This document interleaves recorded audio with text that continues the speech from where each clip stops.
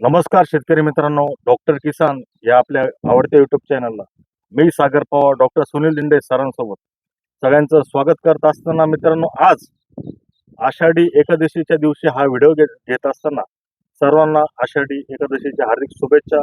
मित्रांनो, आज या पवित्र दिनी मी पांडुरंग चरणी ही प्रार्थना करतो की माझ्या शेतकरी राजाच्या प्रत्येक पिकाला भाव मिळू दे, त्याचं पीक चांगलं होऊ दे, समृद्धी आणि समाधानी शेतकऱ्याला राहू दे.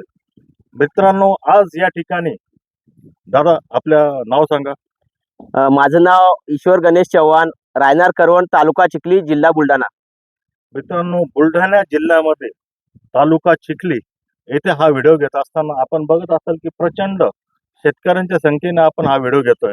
मित्रांनो, याच्या पाठीमागचं जर कारण जर आपण जाणून घेणार असाल तर चव्हाण साहेब जे आहेत, चव्हाण साहेबांनी अक्षरशः 2019-2020 पासून कोरोना काळापासून डॉक्टर किसानचं मार्गदर्शन घेतलंय. कारले असतील, टोमॅटो असतील, बऱ्याच पिकांमध्ये मार्गदर्शन घेत असताना जो डॉक्टर किसानचा जो संकल्प आहे, जे ब्रीदवाक्य आहे की खर्च कमी करून शेतकऱ्यांचं उत्पन्न वाढवण्यासाठी आम्ही जे कार्य हाती घेतलेलं आहे तेच खरोखर उतरलंय सत्यामध्ये. हो सर. काय अनुभव आला, काय सांगाल दादा आपण? सर, अगोदर बिना मार्गदर्शनचं जेव्हा मी कृषी केंद्रावर जात होतो तेव्हा हप्त्याची फवारणी 5 ते 6 हजारात जात होती.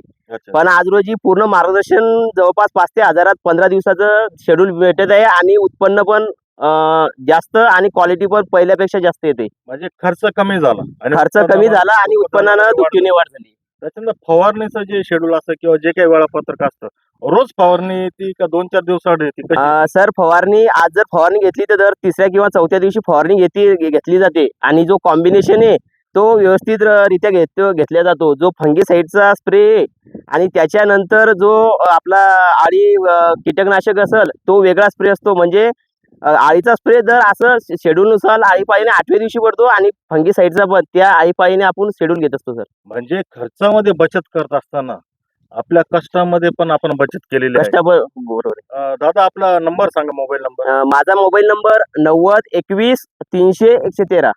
मित्रांनो, बुलढाणा जिल्ह्यामध्ये या शेतकऱ्याचा व्हिडिओ देत असताना या नंबरवरती फोन करून आपण शहानिशा करू शकताय की खरंच ईश्वर चव्हाण साहेब तुम्हाला असा रिझल्ट आला का, काय झालं, काय नाही, प्लॉटमध्ये येऊन बघू शकताय.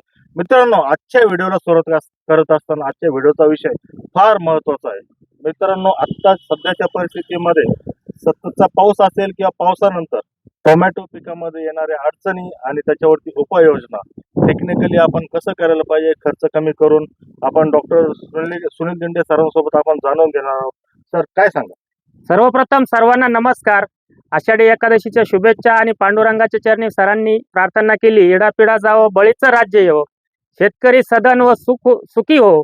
आता आपला विषय आहे की पावसाळी वातावरण किंवा ढगाळ वातावरण आणि त्याच्यामध्ये आपल्याला ज्या टोमॅटो पिकामध्ये मग त्या ठिकाणी सेटिंग पिरियड असेल किंवा सेटिंग झालेला असेल किंवा प्लॉट सुरू व्हायला आला, अशा 3 कंडिशनच्या प्लॉटला आपण त्या ठिकाणी कसं काम केलं पाहिजे जेणेकरून आपल्या प्लॉटमध्ये फळाची फुगवण सेटिंग झालेली असेल तर चांगली झाली पाहिजे, क्वालिटी चांगली झाली पाहिजे आणि त्याचप्रमाणे त्याच्यावर फळावर डाग येता कामा नये, पानांवर करपा असेल, झांतो असेल, फळ पोखरणारी अळी असेल किंवा फळ एकसारखा रंग मिळत नाही, काही शेतकऱ्यांना तिरंग्याची अडचण येते.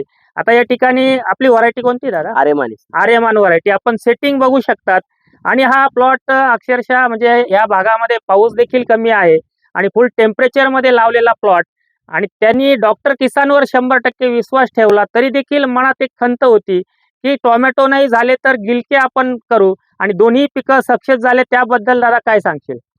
सर, अगोदर मी 15 मे रोजी फुल टेम्परेचर मध्ये लागवड केली सर. किती तापमान होतं दादा 15 मे ला? जवळपास बुलढाण्याचं 42 पर्यंत तापमान होतं, 42 ते 43. हो सर.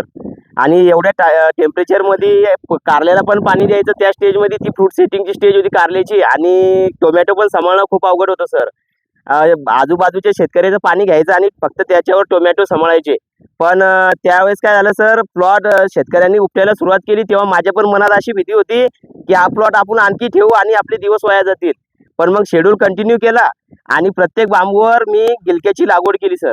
आणि जवळपास मी ही स्टेज गिलक्याची लागवड मी 2 वर्षापासून ह्यो फंडा करत आहे सर. आणि एका शेड्यूल मध्ये आज रोजी माझे दोन्ही पीक सक्सेस झालेले. हो सर.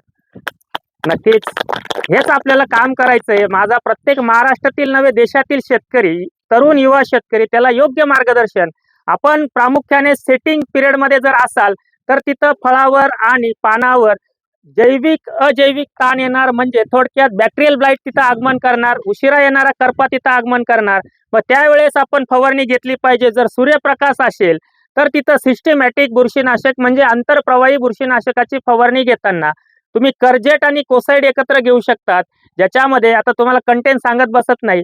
त्यानंतर तो स्प्रे नाही घेतला तर ॲमिस्टार ऑप्टी, स्कोर आणि ॲमिस्टार असा एक स्प्रे घेऊ शकतात. स्कोर 100 मिली, ॲमिस्टार 100 मिली किंवा डायरेक्टली 2 कंटेन असलेलं म्हणजे संपूर्ण सिस्टमॅटिक पानाच्या आतमध्ये जाऊन आंतरप्रवाही ज्याला आपण म्हणतो बुरशीजन्य रोगांवर काम करणारा फक्त सूर्यप्रकाश हवा. जर ढगाळ हवामान असेल, पानं ओले राहत असतील, रिमझिम पाऊस अधूनमधून येत असेल तर तिथं फवारणी करताना 200 लिटर पाण्याला मेरिओन 80 मिली, मॅग्नीज 100 ग्रॅम आणि टच ऑफ 500 ग्रॅम या फवारणीने तुमची फुलकूज होणार नाही, फुलं पिवळी पडणार नाही, सेटिंग होतील आणि कुठलाही त्या ठिकाणी बॅक्टेरियल ब्लाइट असेल, करपा असेल, झांतो असेल या गोष्टी होणार नाहीत.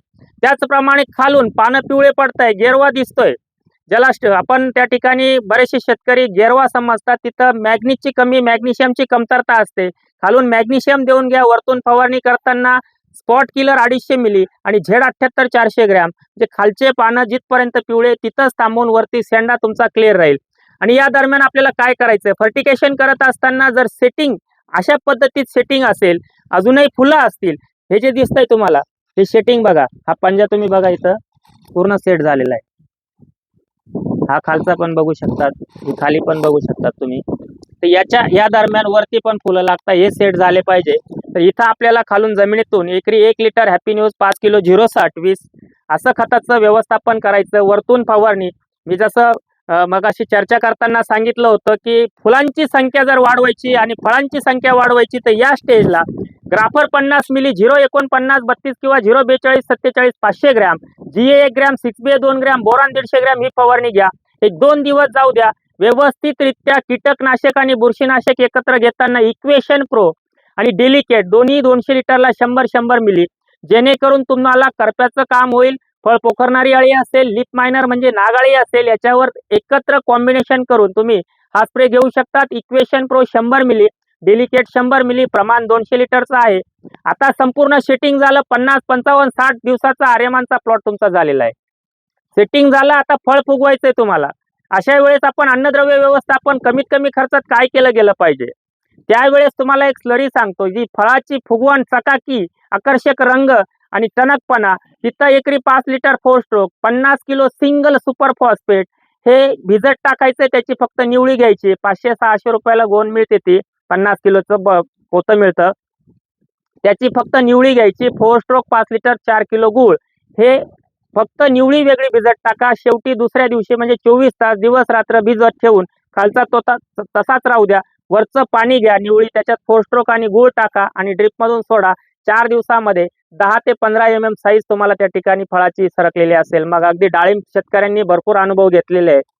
ही स्लरी दिल्यानंतर तुमचा पुढच्या 10-12 दिवसात प्लॉट सुरू होणार आहे. तरी प्लॉटची काळजी घेत असताना तुम्हाला काय करायचंय, पुढं तुम्हाला बुरशीनाशकांच्या फवारण्या देत असताना त्या ठिकाणी 2 गोष्टी लक्षात ठेवायच्या आहे की आपले पानं हे शेवटच्या तोड्यापर्यंत कसे चांगले राहतील.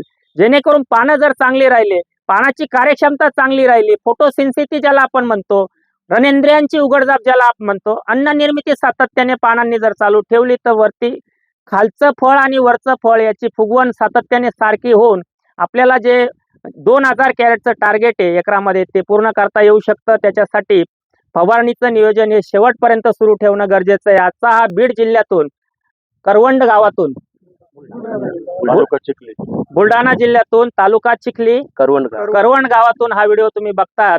शेतकऱ्यांनी त्यांचे अनुभव सांगितले. कारल्यामध्ये त्यांनी जवळजवळ किती क्षेत्र आहे कारल्याचं? 1 एकरी सर. किती क्विंटलचा तोडा काढला तुम्ही? मी हायेस्ट 35 क्विंटलचा तोडा. हायेस्ट 35 क्विंटलचा.